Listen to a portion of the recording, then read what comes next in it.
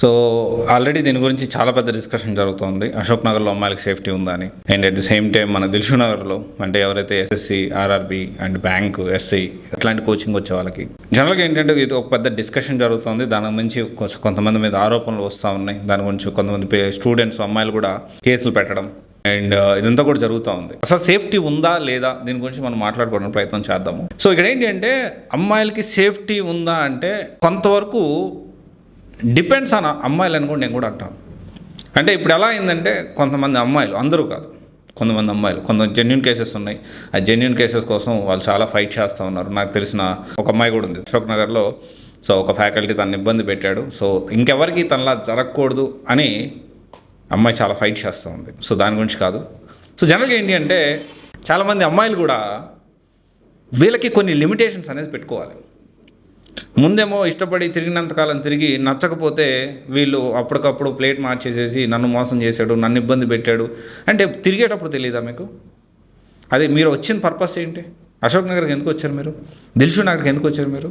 Even though he's a faculty, even though rich person, లేకపోతే బాగా చదివేవాడు, లేకపోతే చూడడానికి మంచిగా ఉన్నాడు, లేకపోతే మాయమాటలు చెప్తా ఉన్నాడు, ఒక చిన్న డిస్ట్రాక్షన్కే మీరు వచ్చిన పనిని, తల్లిదండ్రుల డబ్బుల్ని, తల్లిదండ్రుల కష్టాన్ని మర్చిపోయి డీవేట్ అయిపోయి తర్వాత అమ్మో అయ్యా గుండెలు బాదుకుంటూ నాకు అన్యాయం జరిగిందంటే సో అది ఎంతవరకు ఫెయిర్ అంటారు?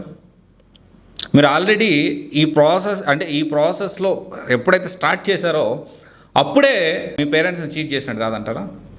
ఎప్పుడైతే మీరు వచ్చిన గోల్ని మర్చిపోయారో అప్పుడే చీట్ చేసినట్టు కాదంటారా?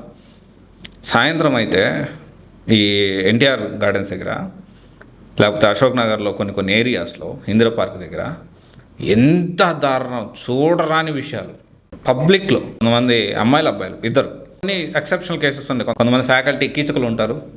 సో వాళ్ళు మాయమాటలు చెప్పి మోసం చేశారు, అది చేశారు, ఇది చేశారు అంటారు. మరి మీ పేరెంట్స్ ఉన్నారు కదా, ఎంత బలమైన చట్టాలు ఉన్నాయి చెప్పండి అమ్మాయిలకి? సేఫ్టీ ఎక్కడ లేదంటారు చెప్పండి?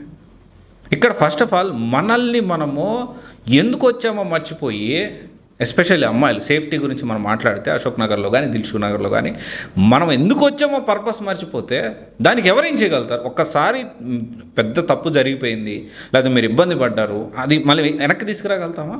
తీసుకురాలేము. సో ముందు నుంచే మనం జాగ్రత్తగా ఉండాల్సిన అవసరం ఉంది. విచ్చలవిడితనం ఎక్కువైపోతూ ఉంది. కొంతమంది అయితే మరీ దారుణంగా పబ్లిక్లో అబ్బాయిలు కూడా అలాగే తయారయ్యారు. వచ్చిన గోల్ని మర్చిపోయి క్లాస్లోనో లేకపోతే ఇంకొక దగ్గర ఇంకొక అమ్మాయితో తిరుగుతూ ఇదే పని అయిపోయింది. అండ్ ఇదే పరిస్థితి అమ్మాయిలకి సేఫ్టీ పరిస్థితి మాదాపూర్లో అలానే ఉంది సిచ్యువేషను. కోచింగ్ కోసం, సాఫ్ట్వేర్ కోచింగ్ కోసం వస్తారు, అడ్డదారులు తిరుగుతూ ఉంటారు. అమీర్పేటలో అంతే ఉన్నారు, అటు పోతే కేబిహెచ్పీలో అలాగే ఉన్నారు. గచ్చిబౌలి ఇంకా మరీ దారుణం, అన్ని కోలింగ్ హాస్టల్స్ గచ్చిబౌలి, మాదాపూర్లో ఎప్పుడన్నీ. సో ఇలాగుంది పరిస్థితి.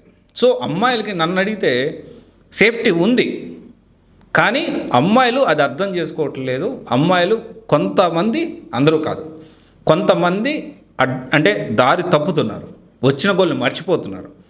సో ఇది ఒకసారి ఆలోచించండి. ఎనివే, సో నాకు తెలిసి అయితే అమ్మాయిలకి సేఫ్టీ ఉందనే అనుకుంటున్నాను. సో మీరు ఇంకా మన సైడ్ నుంచి మన జాగ్రత్తలు కూడా, నా ఇష్టం వచ్చినట్టు రోడ్డు మీద తిరుగుతా లారీ నన్ను గుద్దకూడదంటే అది కరెక్ట్ కాదు కదా.